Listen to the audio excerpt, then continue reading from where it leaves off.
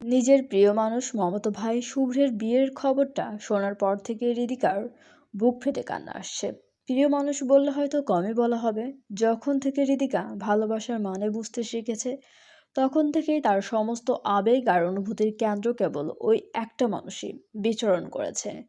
যদিও তাদের মধ্যে কোনো ব্যক্তিগত সম্পর্কের দেয়াল নেই, কোনো প্রেমের লেনদেন নেই, তবুও শুভ্রকে সে মনে প্রাণে নিজের করে নিয়েছে। হৃদিকার এই পাহাড় সমান ভালোবাসার খবর শুভ্র জানে না। আর জানলেও হয়তো সে হৃদিকাকে খুব একটা গুরুত্ব দেবে না। কারণ হৃদিকা লক্ষ্য করেছে শুভ্র তাকে সবসময় এড়িয়ে চলে। তাদের মধ্যে কথা হয় না বললেই চলে। আর যদি কখনো সামান্য বাকালাপ হতো, তবে তা কবে হয়েছে সেটা মনে করার জন্য হৃদিকাকে এখন স্মৃতি হাতড়াতে হবে। শুভ্র মানুষটা বড্ড গম্ভীর আর চুপচাপ। ভিড়ের চেয়ে নির্জনতা আর একাকিত্বই তার বেশি পছন্দ।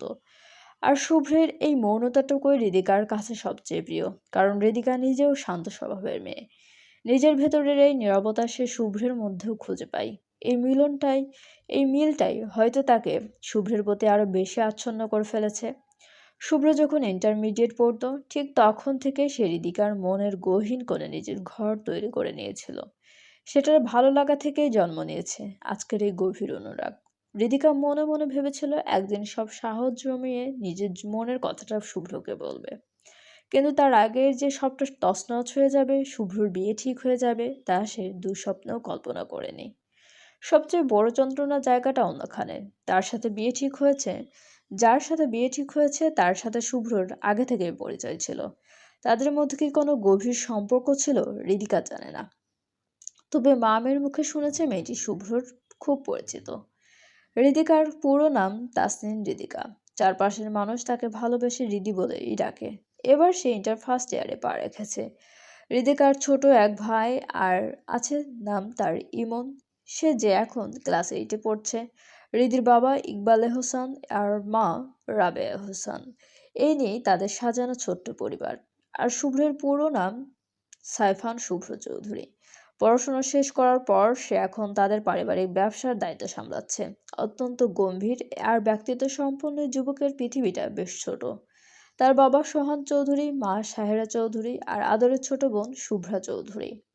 এই চারজন মিলেই তাদের ছিমছাম আর সুখী পরিবার। বিকেলের তপ্ত রোদটা ফিকে হয়ে আসছে হৃদি। একা ছাদে দাঁড়িয়ে আছে। নিচতলা থেকে বড়দের হাসাহাসি আর শুভ্রের বিয়ের আলোচনা চলছে। সেই শব্দগুলো কানে আসতে হৃদির পুরো শরীরে যেন এক অদ্ভুত অস্বস্তি জেগে বসলো। মনটা ছটফট করছে, বুকটা ফেটে কান্না আসছে, তবু চোখে জল নেই। একরাশ বিরক্তি আর অভিমান নিয়ে অনেকক্ষণ ছাদে দাঁড়িয়ে হৃদি খুব ধীর পায়ে নিচে নেমে এলো। বসের ঘরে পা রাখতেই দেখলো সোফায় বসে আছে সেই মানুষটা যাকে দেখা মাত্রই হৃদির স্পন্দন আবারও এলোমেলো হয়ে গেল। শুভ্র। সে বরাবরের মতোই চুপচাপ ফোনের স্ক্রিনে নিবিষ্ট মনে কিছু একটা করছে, যেন বাইরের পৃথিবীর সাথে তার কোনো সম্পর্ক নেই। পাশে হৃদির বাবা ইকবাল এহসান এবং মা সোহান এবং মামা সোহান চৌধুরী সহ আত্মীয় স্বজনরা বিয়ের খুঁটিনাটি নিয়ে প্রাণবন্ত আড্ডায় মেতে আছেন। কিন্তু শুভ্রর সেদিকে কোনো ভ্রুক্ষেপ নেই। সে যেন তার নিজের তৈরি করা একটা নিস্তব্ধ গণ্ডির ভেতরে বন্দী হয়ে আছে। ঠিক তখনই হৃদির কানের কাছে কেউ একজন বউ বলে সজোরে চিৎকার করে উঠল। আচমকা এই শব্দে হৃদি একদম আঁতকে উঠল। বুকটা ধক করে উঠল তার। তড়িঘড়ি করে পেছনে তাকিয়ে দেখলো শুভ্রা দাঁড়িয়ে আছে। শুভ্রা হৃদির চমকে যাওয়া দেখে বেশ মজা পেল। সে দুষ্টুমি ভরা হাসিতে ভ্রু নাচিয়ে বলল, কিরে, এত ভয় পেলি কেন? কোন জগতে ছিলি শুনে? হৃদি নিজের বুকের ওপর হাত রেখে কয়েকটা লম্বা লম্বা শ্বাস নিল, যেন ধকপকানিটা থামানোর চেষ্টা করছে। সে কিছুটা অভিযোগের সুরে বলল, উফ, পুরো ভয় পাইয়ে দিয়েছিলে আমাকে। শুভ্রা বেশ ভাব দেখে উত্তর দিল, তার চোখে মুখে দুষ্টুমির ছাপ স্পষ্ট। আরে, আমি তো ভয় দেখানোর জন্যই বলেছি। আমি কি আর তোকে আনন্দ দেওয়ার জন্য বলেছি নাকি? যাই হোক, কোথায় ছিলি এতক্ষণ? সারা বাড়ি খুঁজেও তোকে পাওয়া যাচ্ছিল না। হৃদির একটা দীর্ঘশ্বাস ফেলে মিলান গলায় বলল, আমি এমনি একটু ছাদে গিয়েছিলাম। ঠিক সেই মুহূর্তেই শুভ্র সোফা থেকে উঠে দাঁড়ালো। তার চলন বলন সবকিছুতেই এক ধরনের গাম্ভীর্য মিশে আছে। সে সিঁড়ি দিয়ে উপরে উঠতে উঠতে নিজের মা সাহেরা চৌধুরীর উদ্দেশ্যে বেশ গম্ভীর গলায় বলল, আম্মু, আমার রুমে এক কাপ কফি পাঠাও তো। শুভ্রা গিয়ে আড্ডায় জমে উঠল। বাড়িতে ধীরে ধীরে অতিথিদের আনাগোনা বাড়ছে। আর মাত্র 3 দিন পর বিয়ে, তাই 3 দিন আগে দিদিরা শুভ্রদের বাড়ি চলে এসেছে।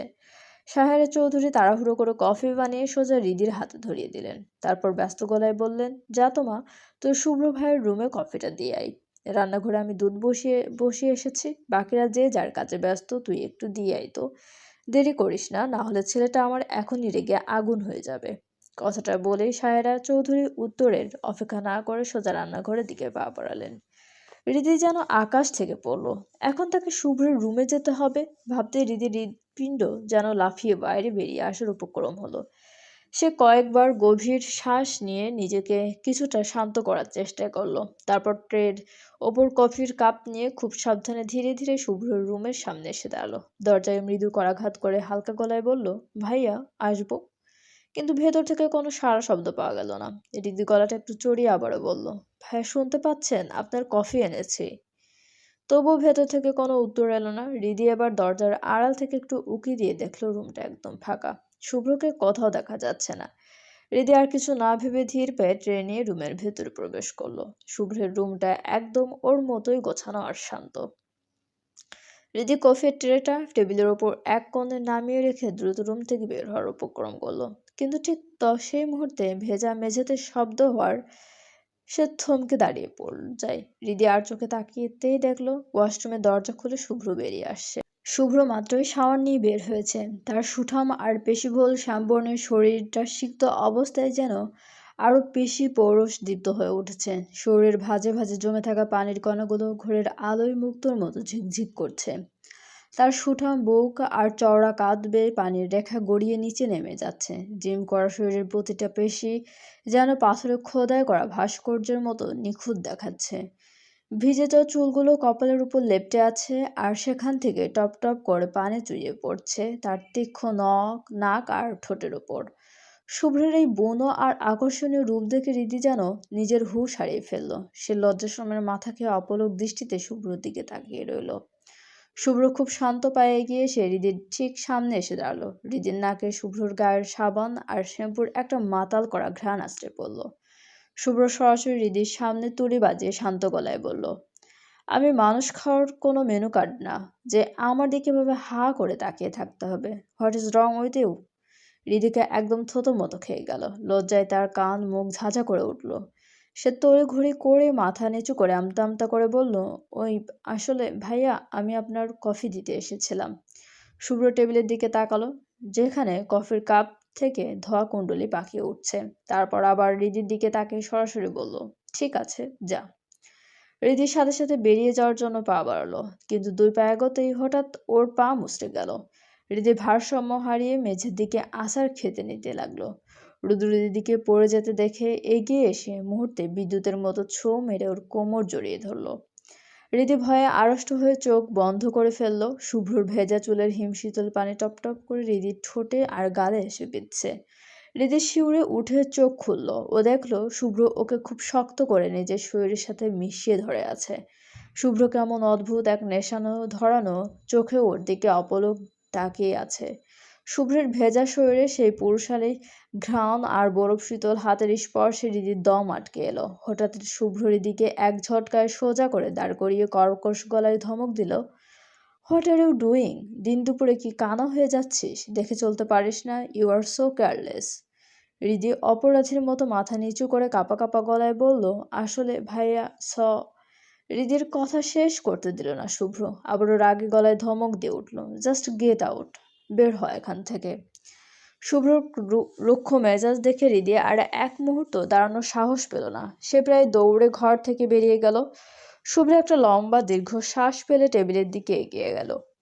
ধোয়া ওঠা কফির কাপটা হাতে নিয়ে সবে কয়েক চুমুক দিয়েছে, ঠিক তখনই টেবিলে রাখা ফোনটা বিকট শব্দে বেজে উঠল। শুভ্র নির্লিপ্ত মুখে ফোনটা হাতে নিল। স্ক্রিনে ফুটে ওঠা নামটা দেখা মাত্রই তার চল শক্ত হয়ে গেল। কপালে ফুটে উঠল বিরক্তির ভাঁজ। সে এক ঝটকায় ফোনটা রিজেক্ট করে ছুঁড়ে মারার মতো করে টেবিলে রাখল। মেজাজটা যেন মুহূর্তেই তিতকুটে হয়ে গেছে। শুভ্র আর ঘরে থাকলো না। কফির কাপ হাতে নিয়ে গটগট করে ব্যালকনির দিকে চলে এলো। ব্যালকনির রেলিংয়ে শক্ত মুঠোয় হাত রেখে বাইরের দিকে তাকিয়ে সে বিড়বিড় করলো, হোয়াট আর রাবিশ! এই মেয়েটা কি আমাকে এক মুহূর্ত শান্তিতে থাকতে দেবে না? চলবে। পরের দিন সকালে পুরো বাড়ির আত্মীয় স্বজনে ঠাসা, কাল গায়ে হলুদ। আর মাত্র 2 দিন পর বিয়ে, কাজিনরা সবাই চলে আসায় বাড়ি এখন রীতিমতো রণক্ষেত্র। আজকে চৌধুরী বাড়ির সবাই শপিংয়ে যাবে। রিদি মনের ভিতরে একটা কষ্ট চেপে রেখে কোনো মতো রেডি হয়েছে, যদিও তার যাওয়ার বিন্দুমাত্র ইচ্ছে নেই, কিন্তু তার কাজিনরা নাছোড়বান্দা। সবাই নিচে রেডি হয়ে অপেক্ষা করছে, কিন্তু আসলে মানুষটার খবর নেই। সেই যে সকালে খেয়ে রুমে ঢুকে দরজা বন্ধ করে রেখেছে শুভ্র, আর বের হওয়ার নাম নেই। পরিস্থিতি বেগতিক বুঝে সহান চৌধুরী শুভ্রের দরজার সামনে এসে দাঁড়ালেন। দরজায় সজোরে করাঘাত করে বললেন, শুভ্র, দরজা খোলো। আমরা সবাই নিচে দাঁড়িয়ে আছি, আর নেহামা ও বারবার কল করছে, তুই মেয়েটার কলও ধরছিস না, সমস্যা কি তোর? সোহান চৌধুরীর কথা শেষ হতে না হতেই খট করে দরজা খুলে গেল। শুভ্র একদম ফিটফাট হয়ে রেডি হয়ে বেরিয়ে এলো। তার এমন গাম্ভীর্যপূর্ণ উপস্থিতি দেখে সোহান চৌধুরী স্বস্তির নিঃশ্বাস ফেললেন। বাড়ি থেকে সবাই এক এক করে বের হলো। শুভ্র তার গাড়িতে উঠে বসতেই সব কাজিনরা হুড়মুড় করে পেছনের সিটে উঠে পড়ল। কিন্তু রিদি এক পাশে মূর্তির মতো স্থির হয়ে দাঁড়িয়ে আছে। রিদিকে অভাবে দাঁড়িয়ে থাকতে দেখে তার খালাতো বোন পাখি বলে উঠল, কি রে, দাঁড়িয়ে আছিস কেন, উঠবি না? দিদি কোনো কথা না বলে মাথা নিচু করে চুপচাপ গাড়ির পেছনে উঠতে গেল। ঠিক সেই মুহূর্তে শুভ্র গাড়ির স্টিয়ারিং শক্ত মুঠোয় চেপে ধরল। সে রাগে দাঁতে দাঁত চেপে কর্কশ গলার গর্জে উঠল, আমাকে কি তোদের সবার ড্রাইভার মনে হয় যে? তোরা সব নবাবজাদির মতো পেছনে বসবি আর আমি ড্রাইভারের মতো গাড়ি চালিয়ে নিয়ে যাব? Are you all out of your mind? শুভ্রের সেই কর্কশ কণ্ঠস্বরে হৃদি শিউরে উঠল। তার বুক ধক করে উঠল। পরিস্থিতি বুঝতে পেরে শুভ্রা রিদির দিকে তপ্তা চোখে তাকিয়ে বলল, রিদি, তুই গিয়ে সামনে বস, তাছাড়া পেছনে অলরেডি 4 জন বসে পড়েছে। এমনিতেই এখানে কাচুমাচু হচ্ছে, একজন এখন 5 জন বসলে সমস্যা হবে। রীতির বুক ধুকপুক করে উঠল। সামনে বসা তাও আবার শুভ্রের ঠিক পাশের সিটে। রিদি যেন নিজের শরীরের নিয়ন্ত্রণ হারিয়ে ফেলেছে, সে নড়তেও ভুলে গেল। রিদিকে ওভাবে জড়োসড়ো হয়ে দাঁড়িয়ে থাকতে দেখে শুভ্র স্টিয়ারিং এর এক হাত দিয়ে চাপ দিয়ে অত্যন্ত গম্ভীর গলায় বলল, ওভাবে স্ট্যাচুর মতো দাঁড়িয়ে না থেকে গাড়িতে উঠবি নাকি আমি স্টার্ট দিয়ে চলে যাব? Don't waste my time. Riddhi চমকে উঠে কোনো রকমে বুকের পাথর সরিয়ে সাহস সঞ্চয় করলো। সে কাঁপা কাঁপা হাতে সামনের দরজা খুলে শুভ্রের পাশের সিটে গিয়ে বসলো। বসার সাথে সাথেই শুভ্র শরীরে সেই তীব্র পারফিউমের ঘ্রাণ আর আভিজাত্য হৃদির স্নায়ু অবশ করে দিল। শুভ্র এক মুহূর্ত নষ্ট করলো না। সে সাথে সাথে গাড়ি স্টার্ট দিয়ে দিল। তার দুহাত স্টিয়ারিং শক্ত করে চেপে ধরে বসে আছে, দৃষ্টি একদম সামনের রাস্তায় নিবদ্ধ। পুরো গাড়িতে এক থমথমে নীরবতা বিরাজ করছে। কেবল ইঞ্জিনের মৃদু শব্দ আর হৃদির দ্রুতগামী হৃদস্পন্দন শোনা যাচ্ছে। এমন মনে হচ্ছে শুভ্র অত্যন্ত ধীর স্থির, অথচ এক অদ্ভুত গতিতে গাড়ি চালাতে লাগলো। গাড়ি সোজা শপিং মলের সামনে এসে থামলো। যার সাথে শুভ্রের বিয়ে ঠিক হয়েছে সেই সুরায়া, নেহা আর তার পরিবারের সবাই শপিং মলের সামনে আগে থেকেই দাঁড়িয়েছিল। চৌধুরীর বাড়ির বড়রা নেহার বাবা মায়ের সাথে কথা বলতে শুরু করলেন। শুভ্রের গাড়ি থেকে সবাই নামলো, রিদিও নামলো। শুভ্র গাড়ি থেকে নামা মাত্রই নেহা দূর থেকে তাকে দেখে এক প্রকার দৌড়ে এলো। সে সবার সামনে শুভ্রকে জড়িয়ে ধরে উচ্ছ্বসিত গলায় বলল, oh dear, oh dear miss you sweetheart. এই দৃশ্য দেখে রিদির মনে হলো কেউ যেন এক ঝটকায় তার বুকে ছুরি চালিয়ে দিয়েছে। বুকটা চিরে এক অসহ্য যন্ত্রণা দলা পাকিয়ে এলো। যে মানুষটাকে সে নিজের অজান্তেই মনে ঠাঁই দিয়েছে, তাকে অন্য কারো বাহুবলিতে দেখে তার নিঃশ্বাস বন্ধ হয়ে আসতে চাইল। শুভ্র বিরক্ত হয়ে নেহাকে ছাড়িয়ে বিরক্ত গলায় বলল, can you just go inside? এখানে দাঁড়িয়ে এসব ড্রামা করার মতো কোনো মানে হয় না। I don't like it. Neha শুভ্রের বাহুতে আঁকড়ে ধরে কিছুটা অধিকার ফলানো সুরেই অভিযোগ করল, তুমি কাল আমার ফোন ধরোনি কেন? কতবার কল করেছি তোমাকে? শুভ্র নেহার দিকে একবার আর চোখে তাকালো। শুভ্রর চোখ মুখে বিরক্তির ছাপ স্পষ্ট। সে একদম শীতল গলায় বলল, এসব ফালতু প্রশ্নের উত্তর দিতে আমি প্রস্তুত নই। নেহা একটু গাল ফুলিয়ে আদুরে গলায় বলল, আচ্ছা ঠিক আছে, উত্তর দিতে হবে না তোমাকে, চলো ভেতরে যাই। বলেই নেহা এক প্রকার জোর করে শুভ্রর হাত টেনে ধরে শপিং মলের ভেতরে নিয়ে গেল। শুভ্র প্রচণ্ড বিরক্ত হচ্ছে, কারো এভাবে গায়ে পড়া বা শরীর স্পর্শ করা সে একদম সহ্যই করতে পারে না। কিন্তু সামনে বড়রা থাকায় সে নিজেকে শান্ত রাখলো এবং কোনো মতে বিরক্তি চেপে ভেতরে ঢুকলো। সবাই ভেতরে প্রবেশ করলেও হৃদি তখনও প্রবেশ পথের মাঝে জড়সড় হয়ে পাথরের মতো দাঁড়িয়ে আছে। তার ভেতরে এক অদৃশ্য ঝড় বয়ে যাচ্ছে। তখন শুভ্রা খেয়াল করলো হৃদি পিছিয়ে আছে। সে এগিয়ে এসে হৃদির হাত ধরে টান দিয়ে বলল, চল আমাদের সাথে। ভেতরে সবাই যার যার পছন্দের জিনিস কেনার মতো। নেহা এক মুহূর্তের জন্য শুভ্রকে চোখের আড়াল হতে দিচ্ছে না। সে এটা পছন্দ করছে, ওটা ট্রায়াল দিচ্ছে, আর বারবার শুভ্রকে দেখিয়ে তো মতামত চাইছে। শুভ্র কোনো আগ্রহ ছাড়াই শুধু যান্ত্রিক মাথা নেড়ে সায় দিচ্ছে। তার পুরো মনটাই যেন অন্য কোথাও পড়ে আছে। সবাই দু হাতে কেনাকাটা করলেও হৃদি এক পাশে মূর্তির মতো নির্বাক হয়ে দাঁড়িয়ে রইল। তার এই নির্লিপ্ততা সাহেরা চৌধুরীর নজর এড়াল না। তিনি হৃদির কাছে এসে মায়াভরা স্বরে বললেন, হৃদি, তুই এভাবে চুপচাপ কেন? সবাই তো যার যা মন চাইছে কিনছে, তুইও দেখ তোর কোনটা ভালো লাগে সেটাই নে। হৃদি কোনো মতে ঠোঁটে এক চিলতে মিলান হাসি ফুটিয়ে বলল, না না মামি, তোমরা কেনাকাটা করো, আমার বাসায় পরার মতো অনেক কাপড় আছে, আর নতুন কিছুর প্রয়োজন নেই। হৃদির এমন অস্বাভাবিক কথা শুনে তার মা রাবেয়া এহসান কপালে ভাঁজ ফেলে বেশ অবাক হয়ে বললেন, সে কি, কিছু লাগবে না মানে? শপিং এ এলে তো তুই আগে পুরো শপিং মল মাথায় তুলতিস, হাজারটা বায়না করতিস, আর আজ বলছিস কিছুই লাগবে না। তোর হয়েছেটা কি, সত্যি করে বলতো। হৃদির সাথে সাথে উত্তর দিল তার গলায় জোর করে আনা এক ধরনের অস্বাভাবিকতা ছিল। আরে না আম্মু, সত্যি আমার অনেক কিছু আছে, তাছাড়া এখন কিনলে ওগুলো তো আলমারিতেই পড়ে থাকবে, সবই নষ্ট হবে। তোমরা কেন তো, বলে হৃদয় আর সেখানে দাঁড়ালো না। সে একটু দূরে গিয়ে একটা পিলারের আড়ালে একা দাঁড়ালো। কিচ্ছু ভালো লাগছে না তার এই আলোকসজ্জার শপিং মল, হাসাহাসি, মানুষের ভিড় সবই যেন বিষের মতো লাগছে। বুকের ভেতরটা যেন কেউ নিংড়ে ধরছে, তীব্র এক যন্ত্রণা দিচ্ছে হচ্ছে। রীতি কাচের দেয়ালের ওপাশে বাইরের রাস্তার দিকে তাকিয়ে রইল। তার চোখ ঝাপসা হয়ে এলো। সে মনে মনে ভাবলো, আচ্ছা, ভালোবাসা এত কষ্টের কেন? সবাই তো বলে মন থেকে কাউকে ভালোবাসলে নাকি তাকে পাওয়া যায়। আমি তো শুভ্রকে নিজের অস্তিত্ব দিয়ে ভালোবেসেছিলাম, তবে তাকে পেলাম না কেন? কেন সে আজ অন্য কারো হয়ে যাচ্ছে?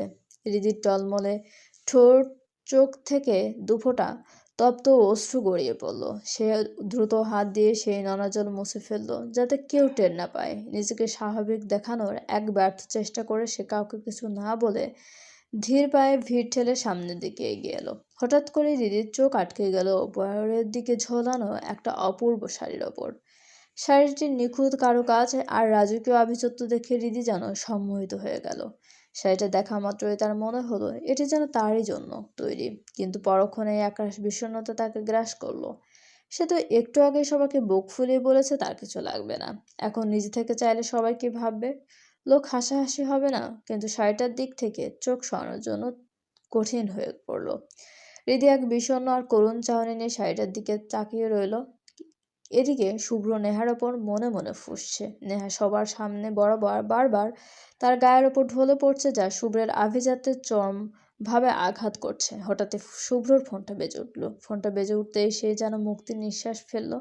সে এক প্রকার জোর করে নেহাকে সরিয়ে দিয়ে কথা বলতে বলতে কিছুটা সামনে এগিয়ে এলো। ফোনের কথা শেষ করে শুভ্র যেই ঘুরে দাঁড়াতে যাবে, অমনি তার তীক্ষ্ণ দৃষ্টি গিয়ে স্থির হলো একটু দূরের মূর্তির মতো দাঁড়িয়ে থাকা হৃদির ওপর। সে খেয়াল করলো হৃদি ওপরের দিকে অপলক তাকিয়ে আছে। শুভ্র হৃদির দৃষ্টি অনুসরণ করে সেই শাড়িটি দেখলো। হৃদির চোখে সেই তৃষ্ণা শুভ্রর চোখ এড়ালো না। হৃদিকে এভাবে তৃষ্ণার্ত চোখে তাকিয়ে থাকতে দেখে শপিং মলের একজন কর্মচারী এগিয়ে এসে বিনীত স্বরে বলল, ম্যাম, আপনার কি শাড়িটা পছন্দ হয়েছে?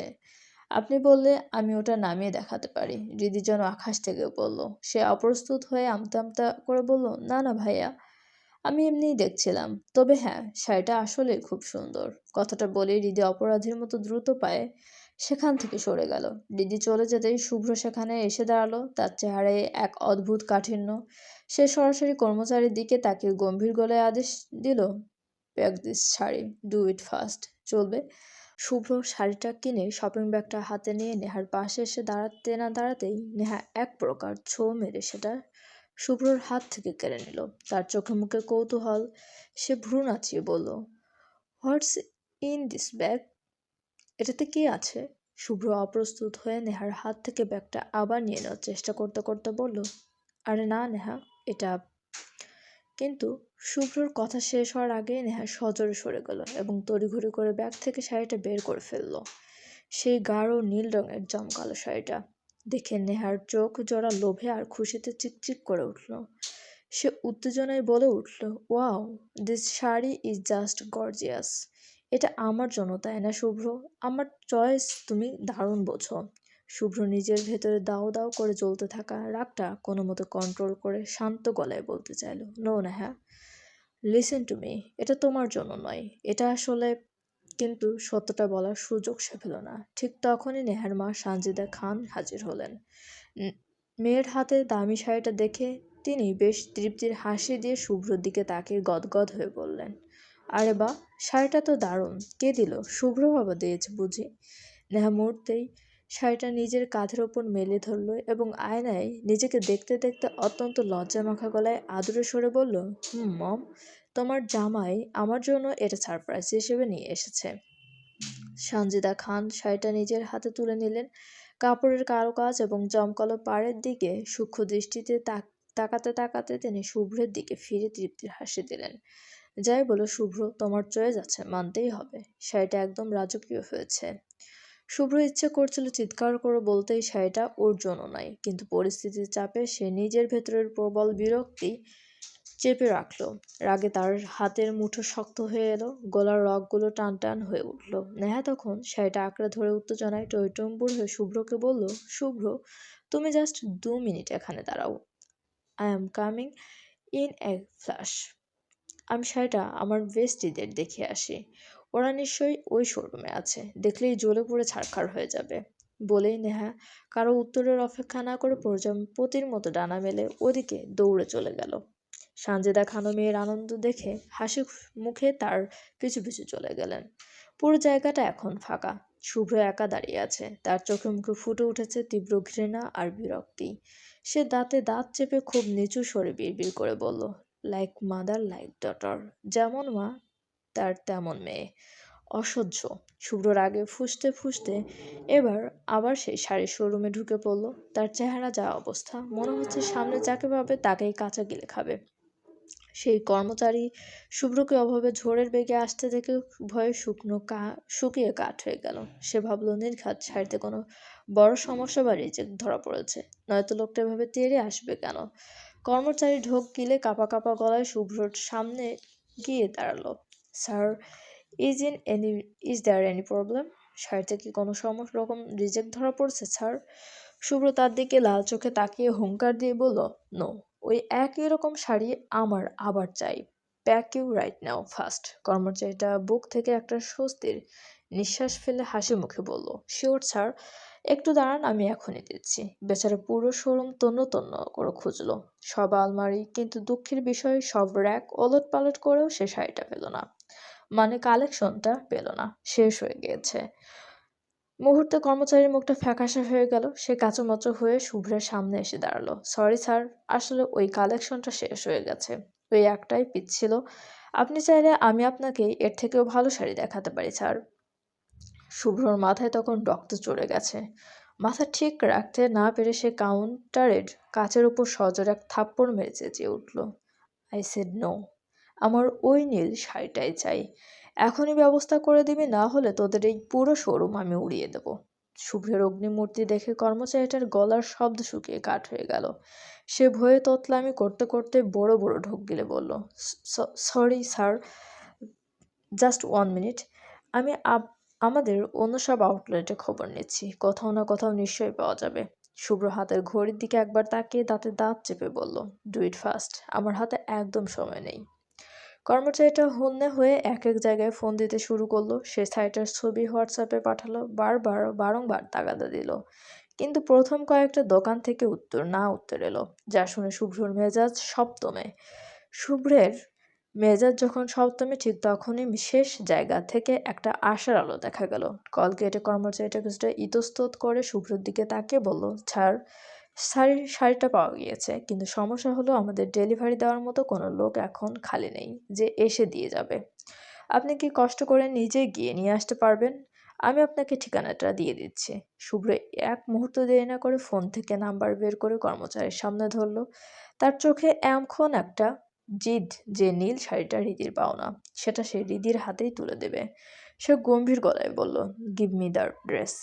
ঠিকানাটা এখনই আমার ফোনে মেসেজ করেন। কর্মচারী তড়িঘড়ি করে লোকেশনটা শুভ্রের ফোনে মেসেজ পাঠিয়ে দিল।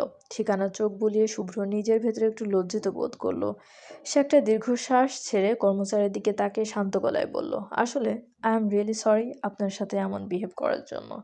কর্মচারীটা বিনীতভাবে হেসে বলল, আরে না না স্যার, কিছু মনে করি নাই। এই লাইনে কত মানুষ রাগ দেখায়, ওসব আমাদের অভ্যাস হয়ে গেছে। তবে স্যার ডোন্ট মাইন্ড, শাড়িটা নিশ্চয়ই আপনার খুবই স্পেশাল কারোর জন্য। না হলে এই সামান্য একটা শাড়ির জন্য কেউ এতটা পাগলামি করতে পারে? তা আগে কখনো দেখিনি। শুভ্র তার কথার কোনো উত্তর দিল না। কর্মচারীর কথাটা যেন তীরের মতো গিয়ে তার বুকে বিঁধল। সে কি সত্যি রিদির জন্য পাগলামি করছে? শুভ্র এক পলক লোকটার দিকে তাকিয়ে গাম্ভীর্য বজায় রেখে সোজা শপিং মল থেকে বেরিয়ে গেল। 2 ঘন্টার দীর্ঘ লড়াই শেষে শুভ্র সেই কাঙ্ক্ষিত শাড়িটা নিয়ে শপিং মলে হাজির হলো। তবে এবার সে আর ভুল করলো না। শাড়িটা খুব সাবধানে গাড়ির ড্যাশবোর্ডে রেখে লক করে দিল। সে জানে এই শাড়িটা নেহার চোখে পড়া মানেই আবার নতুন কোনো ঝড়।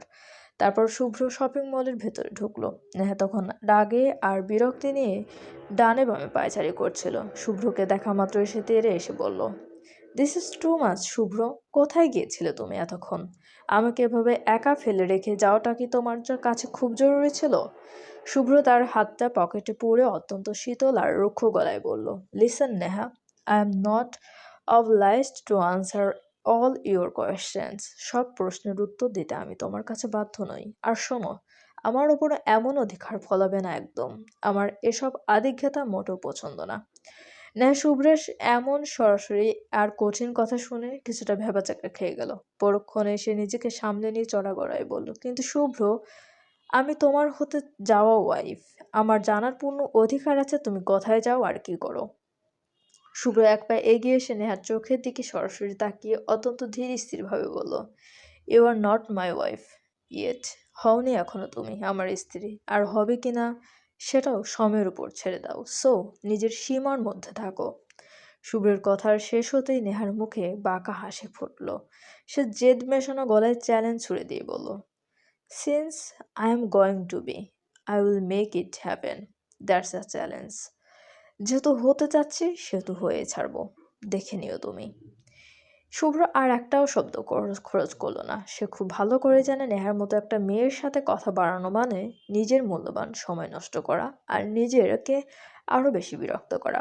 ও শুধু নিজের স্বার্থটাই বোঝে। শুভ্র পকেট থেকে ফোন বের করে স্ক্রিনে এক পলক তাকিয়ে সেখানে থেকে সরে গেল। শপিং করতে করতে সন্ধ্যা ঘনিয়ে আসে। সারা দিনের খাটাখাটনিতে সবার চেহারায় ক্লান্তির ছাপ স্পষ্ট। চৌধুরী বাড়ির সবাই 2 হাত ভর্তি ব্যাগ নিয়ে গাড়ির কাছে এসে জমা হলো। নেহারাও বিদায় নিয়ে তাদের গাড়িতে করে চলে গেছে। রিদি কোনো মতে নিজেকে টেনে নিয়ে গাড়ির কাছে আসতেই তার চারপাশটা হঠাৎ দুলতে শুরু করলো। মাথাটা কেমন যেন চক্কর দিয়ে উঠল তার। সারাদিন পেটে এক দানাও পড়েনি। দুপুরে সবাই যখন রেস্টুরেন্টে খাবার খেয়েছিল, রিদি তখন এক টুকরো খাবারও মুখে তোলেনি। সবার চোখের আড়ালে সব খাবার ডাস্টবিনে ফেলে দিয়েছিল সে। দীর্ঘ সময়ের মানসিক যন্ত্রণা আর শরীরের উপরেই চরমোবহেলা সব মিলিয়ে হৃদির শরীর আর সায় দিল না। হঠাৎ প্রচণ্ড মাথা ঘুরে সে নির্জীবের মতো তপ্ত পিচ ঢালা মাটিতে লুটিয়ে পড়ল। সবাই তখন গাড়িতে উঠে পড়েছে। শুভ্র গাড়ির ডোর খুলে সবে উঠতে যাবে, ঠিক তখনই তার ষষ্ঠ ইন্দ্রিয় যেন কু ডাক দিয়ে উঠল।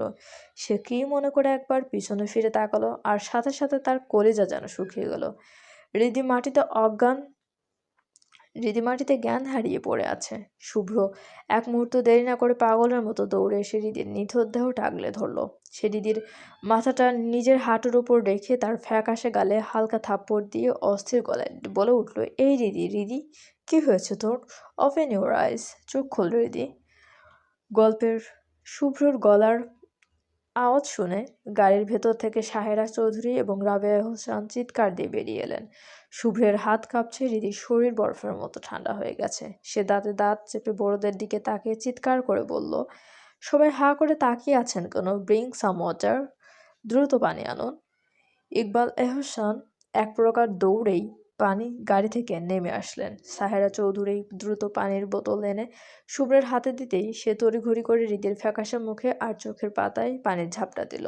ঠান্ডা পানির ঝাপটায় হৃদির অবশ হয়ে আসা স্নায়ুগুলো একটু সজাগ হলো। সে খুব ধীরে ধীরে চোখের পলক ফেলল। ঝাপসা দৃষ্টি পরিষ্কার হতেই সে দেখল তাকে ঘিরে পুরো পরিবারের সবাই চরম অস্থিরতা নিয়ে তাকিয়ে আছেন। রীতির শরীরটা তখনও নিস্তেজ, নড়াচড়া করার শক্তিটুকুও নেই। ইকবাল এহসান তার মেয়ের কপালে আর গলায় হাত দিয়ে বেকুল হয়ে বলে উঠলেন, কি হয়েছে মা তোর? হঠাৎ এভাবে পড়ে গেলি কেন? শরীর কি খুব খারাপ লাগছে তোর? রীতি ঘোর কাটতেই অনুভব করলো সে শুভ্রের হাঁটুর উপর মাথা দিয়ে শুয়ে আছে। শুভ্রর হাতের স্পর্শ তখনও তার গালে লেগে আছে। মুহূর্তের মধ্যে এক বিদ্যুৎ খেলে গেল তার শরীরে।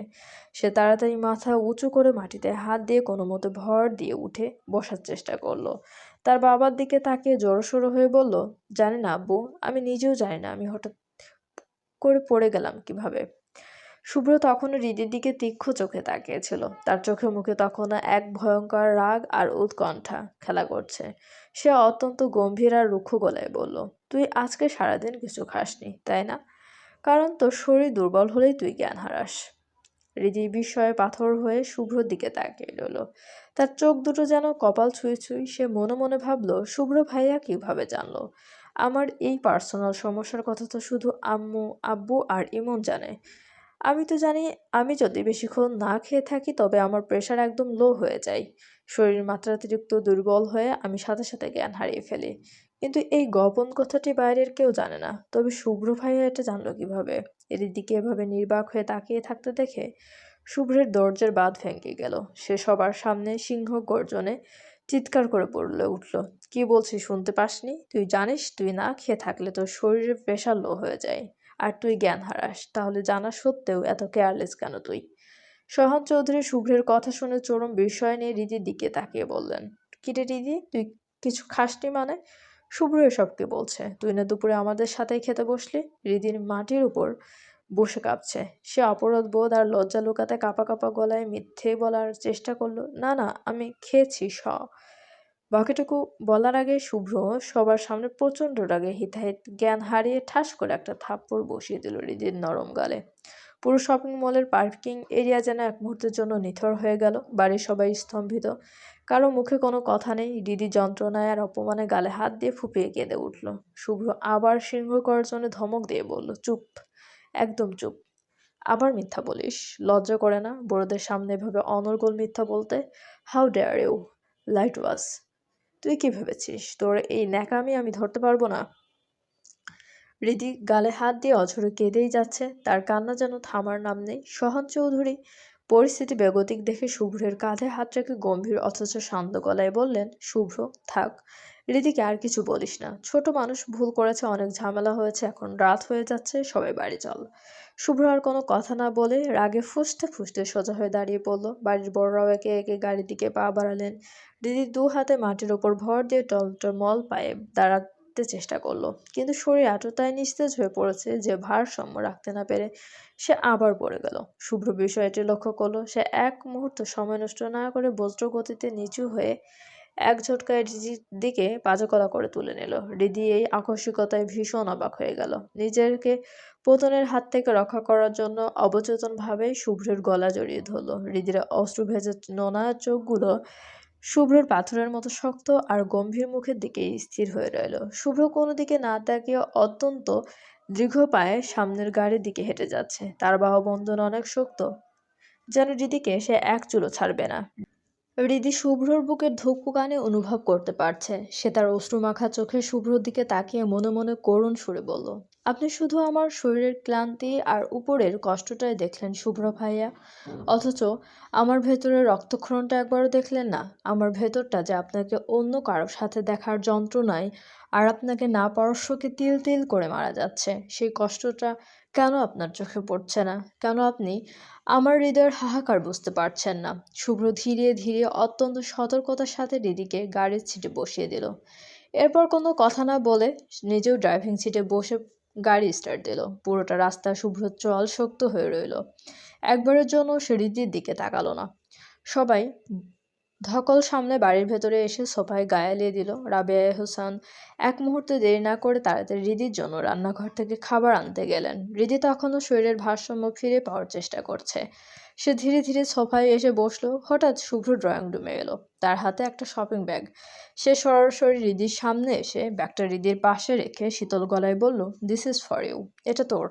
বলে সে আর এক সেকেন্ডও দাঁড়ালো না। কারো কোনো প্রশ্নের সুযোগ না দিয়ে সোজা বড় বড় পা ফেলে সিঁড়ি বেয়ে নিজের রুমে চলে গেল। রিদি প্রচণ্ড অবাক হয়ে শপিং ব্যাগটার দিকে তাকিয়েই রইল। রিদির কাজের মিহি পাশ থেকে কিছুটা ভ্রু নাচে কৌতূহলী গলায় বলল, কিরে, খুলে দেখ, শুভ্র ভাইয়া আমাদের কাউকে কিছু দিল না, অথচ তোকে স্পেশালি গিফট দিল। দেখি তো কি দিল। হৃদি কাঁপা কাঁপা হাতে ব্যাগটা নিজের কোলের উপর টেনে নিল। তার বুকটা তখন প্রবল বেগে ধড়ফড় করছে। সে ব্যাগের ভেতর হাত ঢুকিয়ে কাপড়টা বের করলো, আর মুহূর্তেই তার চোখ ছানাবড়া হয়ে গেল। এটা তো সেই শাড়ি, সেই নিখুঁত নকশার রাজকীয় শাড়িটা, যেটা সকালে সে তৃষ্ণার্ত চোখে পছন্দ করেছিল। কিন্তু এই শাড়ি শুভ্র ভাইয়া কোথায় পেল? সে তো তখন নেহার সাথে ব্যস্ত ছিল। শাড়িটা দেখে মিহির চোখ কপালে তুলে বিস্ময় নিয়ে বলল, ওয়াও, শাড়ি! বলেই মিহি এক প্রকার ছো মেরে দিদির হাত থেকে শাড়িটা নিল। শাড়ির ওপরের নিখুঁত কারুকাজ আর রাজকীয় আভিজাত্য দেখে সবার পাগল হওয়ার মতো দশা। পাখি অবাক হয়ে শাড়ির জমিনে হাত বুলিয়ে বলল, শুভ্র ভাইয়া তোকে এত দামি আর সুন্দর শাড়িটা গিফট করলো, অথচ আমাদের জন্য কিছুই আনলো না। চলবে না, চলবে না।